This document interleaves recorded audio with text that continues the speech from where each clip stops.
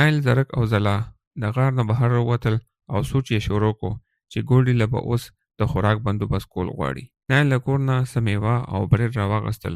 هغه زړه کې ویل ډېر شیزونه ښه دي. ځلا هم د شیرین کاکا نه د 50 روپو پیغه واغېستل او په مزه مزه را روانه وه.